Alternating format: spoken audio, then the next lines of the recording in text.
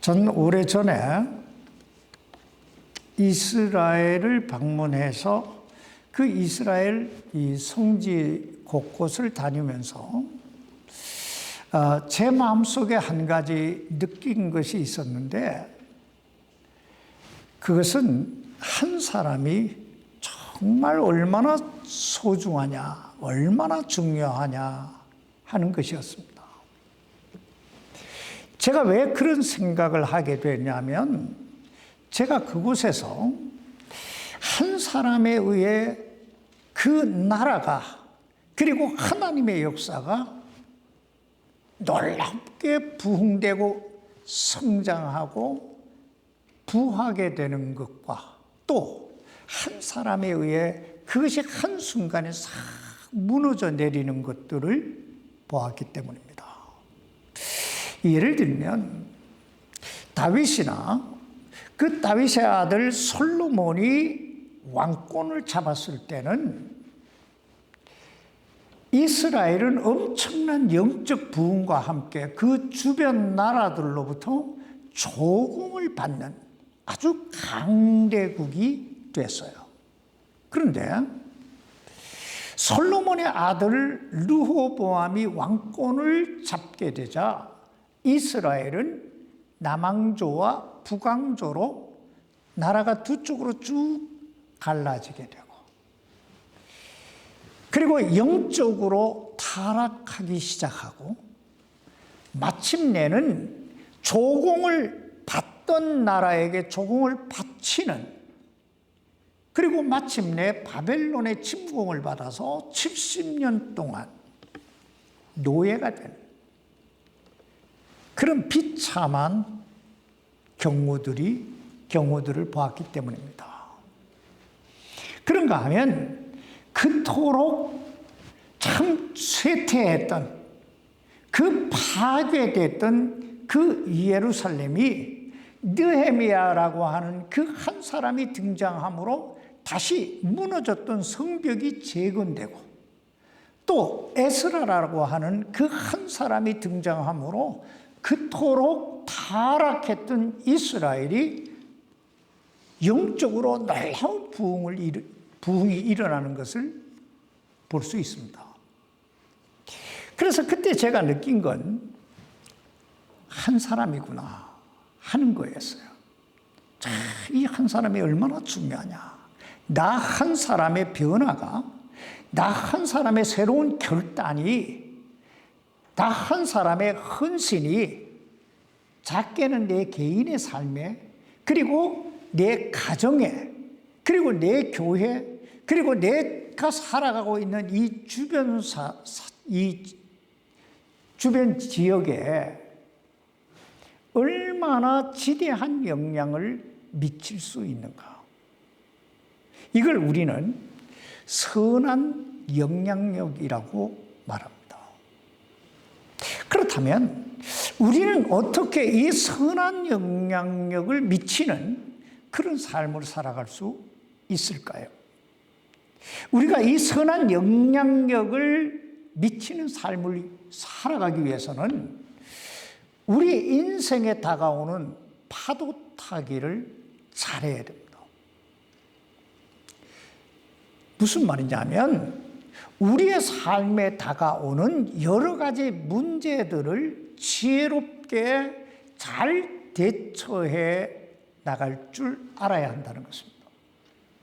왜냐하면 우리 인생은 우리가 무엇을 하든지, 그리고 우리가 어디에 있든지 항상 거기에는 문제들이 도사리고 있기 때문입니다. 그러므로 오늘 저는 2024년 이 한 해를 마무리하면서 이 야고보서 1장 1절로 8절 말씀을 통해서 우리가 어떻게 우리 인생에 다가오는 그 여러 가지 시험들, 여러 가지 문제들을 뛰어넘어 골짜기를 산으로 만들고 실패와 아픔을 기쁨과 승리로 만들어갈 것인가.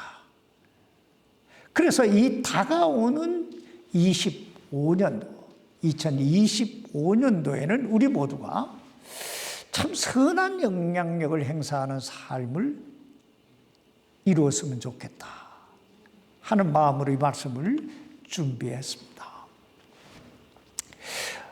오늘 우리들이 함께 나누게 될 이 야고보서는 신약 성경 중에서 우리들의 삶과 신앙, 이 신앙의 문제들을 가장 실제적으로 다루고 있는 책입니다. 그래서 이 야고보서에는 서론이 없어요. 이 야고보 선생은 야고보서 1장 1절에서 간략하게 자신이 누구인가에 대해 소개를 한 후에 곧바로 2절에 넘어가서 폭탄 같은 선언을 하고 있습니다. 여기 2절 말씀 보시기 바랍니다. 내 형제들아, 너희가 여러 가지 시험에 빠질 때에 그것을 다 기쁨으로 여기라. 이 말씀을 간략하게 요약하면 이런 뜻이에요. 너 시험에 빠질 때가 많지?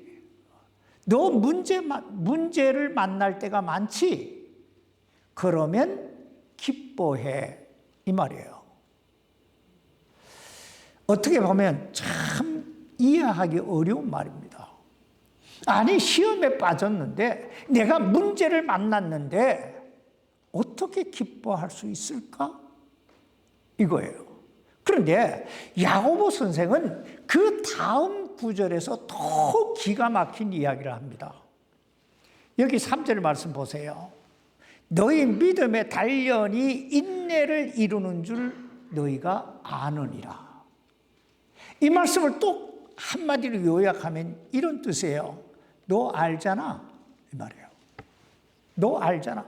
다시 말하면 너가 여러 가지 시험에 빠질 때 너가 왜 기뻐해야 하는지 너 알고 있잖아. 이 말이에요. 여러분 알고 있어요? 왜 기뻐해야 되는지 여러분 알고 있어요? 너 알고 있잖아. 지금 야고보 선생은 그렇게 이야기하는 거예요. 자, 그렇다면 우리가 어떻게 영향력이 있는 삶, 즉 문제를 뛰어넘어 기쁨으로 골짜기를 뛰어넘어 산으로 만들어갈 수 있을 것인가?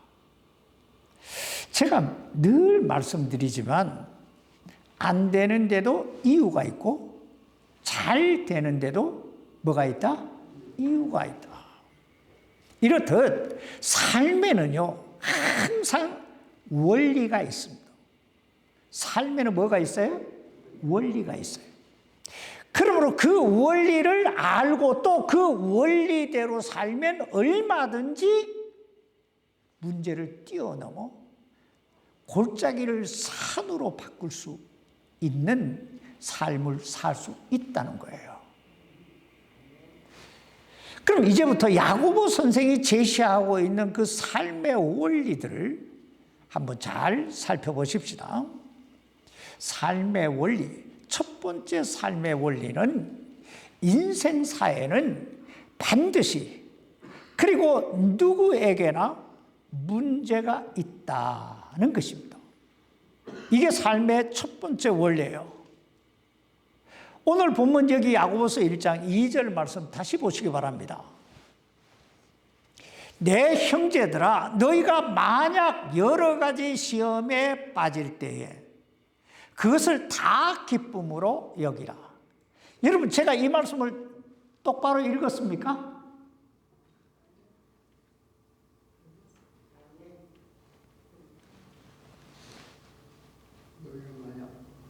제가 다시 읽을게. 잘 보세요. 너희가 내 형제들아, 너희가 만약 여러 가지 시험에 빠질 때에 그것을 다 기쁨으로 여기라. 제가 잘 읽었어요? 아니지요. 여기에는 뭐라는 단어가 없어요. 만약이라는 단어가 없어요. 무슨 말입니까?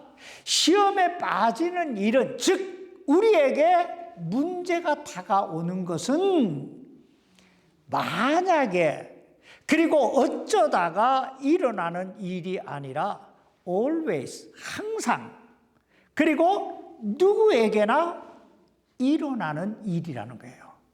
이게 첫 번째 삶의 원리입니다. 그러므로 주님은 당신의 제자들을 향해서 이렇게 말씀하세요. 세상에서 너희가 환난을 당하나 이랬어요. 환난을 당하는 게 당연한 것이다. 지금 그렇게 말씀하고 있는 거예요. 또 사도 베드로는 너희가 여러 가지 시험 당하는 것을 이상한 일을 당하는 것 같이 여기지 말고 그랬어요. 시험 당하는 게 이상한 게 아니라 뭐예요? 정상이라는 얘기예요. 그러므로 내 삶에 문제가 다가오고 내 삶에 여러 가지 시험이 다가오는 것은 당연한 것이다. 어떤 선택적 문제가 아니라 필수적인 문제라는 거예요. 그러므로 문제는 내가 싫다고 해서 안 오는 게 아니고 또 내가 피해 가고 싶다고 해서 피해 갈 수 있는 게 아니라는 거예요. 그래서 미국의 시인 중에 롱펠로우라고 하는 시인이 있는데 그 시인이 비 오는 날이라고 하는 시에서 이런 말을 해요. 인생에는 누구에게나 약간의 비는 내리기 마련이다. 누구에게나 비는 내린다는 거예요. 그렇습니다. 인생에는 누구에게나 항상 문제가 있기 마련입니다. 두 번째 삶의 원리는 그 문제는 예측할 수 없이 찾아온다는 거예요. 여기 2절 말씀에서 너희가 여러 가지 시험에 빠질 때에 할 때 이 시험이라고 하는 말은 헬라어로 페리핍토라고 하는 말인데 그 뜻은 예상치 못하고 당했다. 이런 뜻이에요. 마치 선한 사마리아인의 비유에서 강도 만난 사람처럼 생각해 보세요. 그 사람은 그날 자신의 집을 떠날 때 내가 오늘 강도를 만날 것이라고 전혀 꿈도 꾸지 못했을 거예요. 그런데 강도를 만난 거예요. 이렇듯 시험이라고 하는 것, 문제라고 하는 것은 예측할 수 없는 시간에 우리에게 다가온다는 거예요. 그럴 때 대부분의 사람들은 어떻게 반응하는 줄 아세요? 왜 하필이면 나야? 글쎄요. 왜 하필이면 나일까요? 그런데요. 모든 사람들이 에브리바디가 그런 생각을 한다는 거예요. 왜냐하면 모든 사람에게 문제는 예측 없이 다가오기 때문에. 세 번째 삶의 원리는요. 문제는 각양각색이라는 거예요. 즉 문제는 여러 가지 형태로 그리고 여러 가지 경로를 통해서 우리에게 다가온다는 거예요. 여기 2절 말씀 다시 보세요. 형제들아 너희가 여러 가지 시험에 빠질 때에 몇 가지 시험이에요? 여러 가지, 한두 가지가 아니에요. 여러 가지예요. 그래서 누군가 이런 말을 했어요. 문제는 너무나 다양해서 내 인생을 전혀 지루하게 만들지 않는다. 그렇잖아요. 이 문제 해결하고 나면 또 저 문제가 찾아오고 이제 한숨 좀 돌렸는가 싶으면 더 기막힌 일이 찾아오고 절대로 내 속 썩일 것 같지 않았는데 내 속 뒤집어 놓고 그런데 이보다 더 기막힌 문제는요. 문제는 예고편이 없다는 거예요. 예고편이 없어요. 또 인생은요, 예행 연습이 없다는 거예요. 이게 연습 게임이 없어요. 그냥 바로 본 게임이에요. 뭔 일을 만나도 본 게임이에요. 그저 어느 날 갑자기 내 인생에 찾아오는 거예요, 문제는. 그래서 스코트 팩이라고 하는 그 작가가 찾는 이가 적은 길이라고 하는 자기 책 서문에 이렇게 썼어요. 인생은 어렵다. 인생은 어렵다. 참 인생사가요, 쉽지가 않습니다. 네 번째 삶의 원리는, 그런데 그 모든 문제에는 뜻이 있다는 거예요. 사실 야고보 선생은 바로 이 부분을 이야기하기 위해 이 야고보서를 기록하고 있습니다. 문제에는 뜻이 있다. 내 삶에 다가오는 모든 문제에는 목적이 있고 뜻이 있다. 그렇다면 내 삶에 다가오는 문제에는 어떤 뜻이 있을까요? 첫 번째, 문제는 우리의 믿음을 견고하게, 순결하게 만들어줍니다. 오직 하나님만 바라보게 만들어줘요. 여기 야고보서 1장 3절에 보면 단련이라는 단어가 나오죠. 이 단련이라고 하는 단어의 뜻은 금과 은을 재련하다 뜻이에요. 그러니까 금과 은을 가치 있는 순금과 순은으로 만들기 위해 재련, 단련하다. 다시 말하면 하나님께서 내 삶의 여러 가지 문제들을 허락하신 이유는 우리들의 믿음을 단련함으로 좀 더 성숙하게, 좀 더 순결하게, 좀 더 견고하게, 좀 더 하나님만 바라보도록 하시기 위해 허락하시는 거라는 거예요. 이걸 욥은 욥기서 23장 10절에서 이렇게 표현합니다.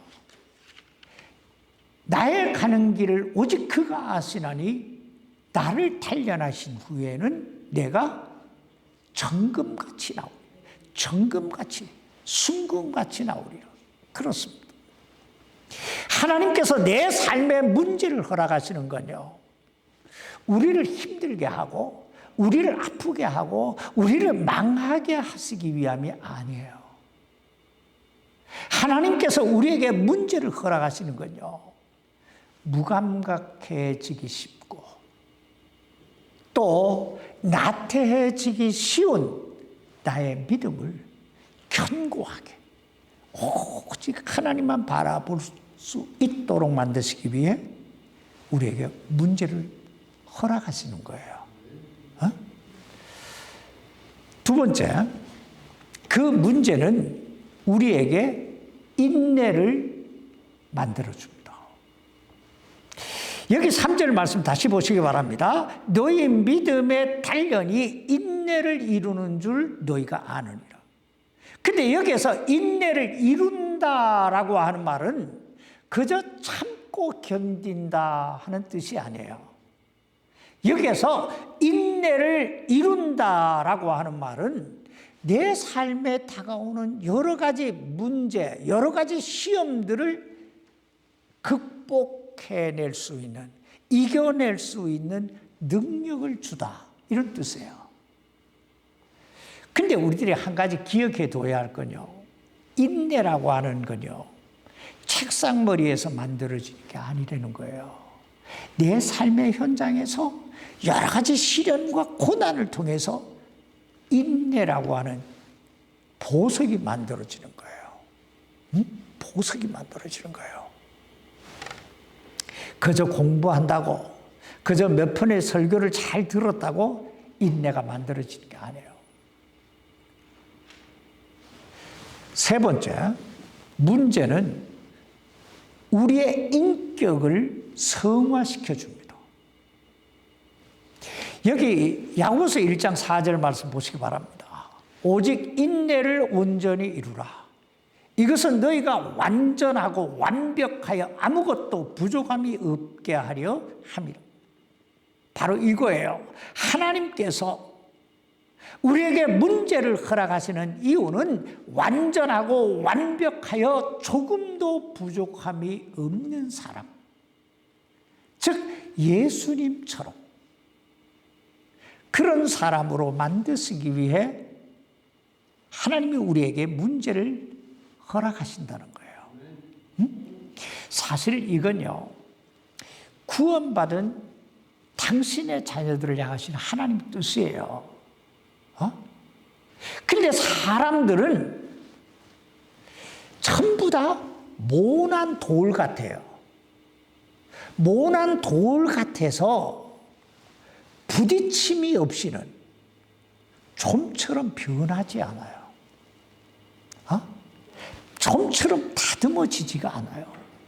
그래서 하나님께서 이 문제라고 하는 이 도구를 통해서 나의 못난 부분, 그것들을 여기에 갈아내셔서 완벽하고 완전하고 조금도 부족함이 없는 사람으로 만들어 가시는 거예요. 이 사실을 사도 바울은 로마서 8장 28절에서 이렇게 얘기하죠. 우리가 알거니와 하나님을 사랑하는 자, 곧 그분의 목적을 따라 살아가는 사람들에게는 모든 것이 합력하여 뭘 이루어요? 선을 이룬다. 이거예요. 그러니까 내 삶에 환난이 있고 문제가 있고 여러 가지 시험이 있는 건 나를 다듬어서 최고의 선, 하나님 보시기에 가장 좋은 도구로 쓰시기 위해서 이런 문제라고 하는 걸 허락하신다는 거예요. 그러므로 오늘 이 본문을 통해서 야고보 선생이 우리에게 주시고자 하시는 교훈은 세 가지입니다. 잘 들으세요. 세 가지. 첫째, 문제를 만나거든 기뻐하라. 문제를 만나거든 기뻐하라. 왜냐하면 문제는 누구에게나 다 있고, 문제는 예측할 수 없이 다가오고, 문제는 각양각색으로 다가오지만, 그러나 그 안에, 그 문제 안에 나를 향하시는 하나님의 뜻, 하나님의 목적이 있기 때문이라는 거예요. 여러분, 하나님의 목적이 뭐예요? 세 가지예요. 나의 믿음을 견고케 하고, 둘째는 나에게 인내, 이 세상에 어떤 풍랑이 닥쳐와도 이겨낼 수 있는 인내를 만들어주기 위함이고, 세 번째는 참 하나님이 쓰시기에 합당한 하나님의 도구로 빚어가시기 위해. 그러니까 기뻐하라는 거예요. 문제가 다가오면 기뻐해라. 물론 여기에는요, 엄청난 믿음이 요구되는 거예요. 왜냐하면 사람은 그 누구라도요, 문제가 생겼는데 그냥 기뻐할 수 있는 사람은 단 한 사람도 없기 때문에요. 그런데 야고보 선생은 이 야고보서 1장 2절 하반절에서 그것을 다 기쁨으로 여기라 이렇게 말씀하신 거죠. 당장 내 삶에 다가온 문제만 보지 말라는 거예요. 그 문제 뒤편에 역사하시는 하나님의 손길을 보라는 뜻이에요. 사실이요, 문제가 있는데 기뻐할 사람은 한 사람도 없어요. 그러나 뭔가 믿는 구석이 있을 때는 달라요. 내가 지금 풍랑을 만났는데, 내가 엄청난 고난을 당했는데, 그래도 뭔가 뒷배가 있는 거예요. 뭔가 요게 지나갈 거고, 요게 지나가고 나면 나에게 엄청난 복이 임할 거라고 하는 믿음이 있을 때는 사정이 다른 거예요. 바로 이걸 다 기쁨으로 여기라는 뜻이에요. 인간의 눈으로 보면요, 기뻐할 수 있는 사람 하나도 없죠. 그러나 우리 구원받은 그리스도인의 삶의 뒤편에는 하나님이 계시는 줄 믿습니다. 하나님의 손길이 있는 거예요. 둘째, 문제를 만나거든 기대하라 하는 거예요. 첫째는 기뻐해라. 둘째는 뭐 하라고요? 기대해라. 여러분, 믿음이 뭘까요? 여러분, 믿는다 이러잖아요. 나 하나님 믿어 하잖아요. 근데 그 믿음이 뭘까요? 히브리서 11장 1절에 보면 믿음을 이렇게 정의하고 있어요. 믿음은 바라는 것들의 실체요, 보지 못하는 것들의 증거니. 무슨 말이에요? 믿음은 바라고 기대하는 거예요. 이 문제를 통해, 이 시험을 통해 하나님께서 나를 어떤 사람으로 만들어 가실 것인가 기대하는 거예요. 바라는 거예요. 이게 바로 믿음이라는 거예요. 그러므로 믿음을 가지고 문제를 보면 은근히 기대감이 생겨요. 이번에는 하나님께서 이 문제를 통해서 나에게 뭘 가르치시고 나를 어떻게 인도해 가실 것인가 기대감이 생기는 거예요. 근데 우리가 이런 믿음의 눈이 아니고 나의 현실적인 인간의 눈으로 이 문제를 바라보면요, 불안해져요. 또 맥이 쭉 빠져요. 어떤 이야기를 들었거나 어떤 사건을 딱 접했을 때 온몸에 그냥 맥이 쫙 풀리는 것 같은, 그리고 살 맛이 없어져요. 이거 살아야 돼 말아야 돼. 막 그런가 하면 괜히 화가 나고 막 누군가 잡히기만 하면 그냥 그리고 가슴이 답답해져요. 잠도 안 오고 밥맛도 없고. 그러므로 야고보 선생은 이 야고보서 1장 6절로 8절에서 계속 믿음을 강조하고 있는 거예요. 여기 6절로 8절까지 말씀 보세요. 그러나 그는 믿음으로 구하고, 뭘로 구해요? 믿음으로 구하고 조금도 흔들리지 말지니라. 흔들리는 자는 마치 바람에 밀려 요동하는 바다 물결 같나니 그 사람은 자기가 무엇을 주께 받을 줄로 생각하지 마라. 뭔가 기대도 하지 말라 이거예요. 두 마음을 품은 사람은 자기의 모든 길에서 뭐가 없어요? 안정감이 없다 이거예요. 안정감이 없는 사람이 행복할 수 없잖아요. 그렇습니다. 믿음이 없는 사람은 주님이 주시고자 하시는 은혜를, 그 선물을 받을 수가 없어요. 그리고 삶이 날마다 그냥 허공에 떠 있는 거예요. 안정감이 없어요. 불안해요. 뭔가 이룰 수가 없어요. 그러므로 믿음으로 뭘 하라? 기대해라. 그리하면 결국 하나님의 영광을 보게 될 줄 믿습니다. 마지막으로 세 번째, 문제를 만나면 기도하라. 뭘 해요? 기도. 우리는 항상 기도해야 되지만 문제를 만났을 때는 갑절로 기도해야 돼요. 아니, 갑절로도 기도해야 돼요. 그렇다면 우리는 무엇을 위해 기도해야 될까요? 여기 야고보서 1장 5절 말씀 보시기 바랍니다. 너희 중에 어떤 사람이 지혜가 부족하거든 모든 사람에게 너그러이 주시고 꾸짖지 아니하시는 하나님께 구하라. 그리하면 그것을 그에게 주시리라. 여러분, 무엇을 위해 기도하라고요? 지혜를 달라고. 지혜를. 왜냐하면 문제라고 하는 건요, 내가 이 문제를 어떻게 다루느냐, 어떻게 대처하느냐에 따라서 문제가 문제일 수도 있지만 문제가 도리어 나에게 기회가 될 수도 있기 때문에요. 항상 문제라고 하는 단어 속에는요, 위기라고 하는 단어와 기회라고 하는 단어가 공존하는 거예요. 그래서 여러분도 다 아시잖아요. 팬데믹 때문에 망한 사람도 있지만 팬데믹 때문에 부자 된 사람도 많아요.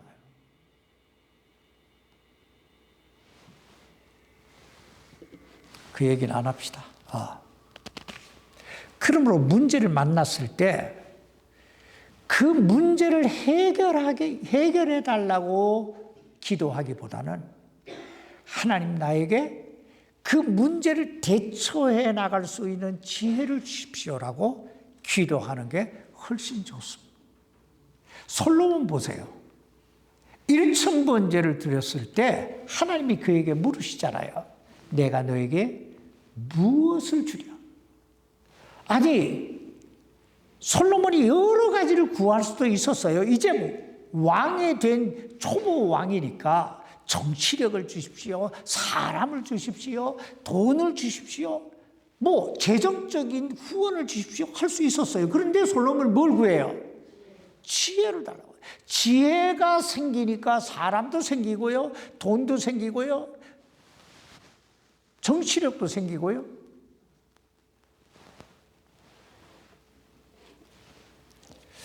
그리고 문제를 만났을 때 우리 그리스도인들이 항상 생각해야 될 게 있는데 그게 뭐냐면 왜라는 질문보다는 무엇을 이라고 하는 질문을 가지고 살아야 돼요. 왜 하필이면 나야? 왜 이런 일이 일어나? 이러면 마음이 답답해지고 불안해지잖아요. 근데 하나님이 무엇을 주시려고 그러지?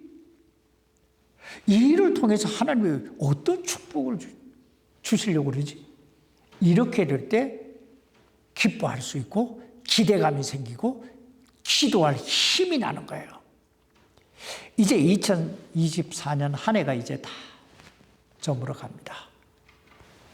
손 집사님 이틀 남았다고 그랬대요. 정확하게 이틀 반 정도 남은 것 같아요. 한 해 동안 여러분 참 수고하셨습니다.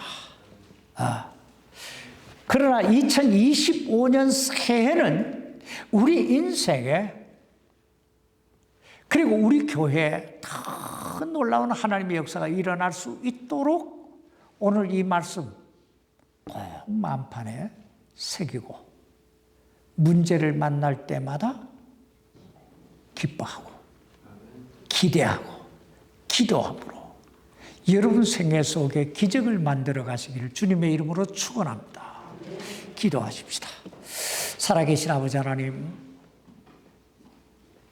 하나님께서 우리를 사랑하셔서 참 이렇게 하나님 은혜 보좌로 인도해 주시고 하나님 말씀을 통해서 우리의 삶의 원리, 우리 삶의 길을 찾아가게 해주시니 감사합니다.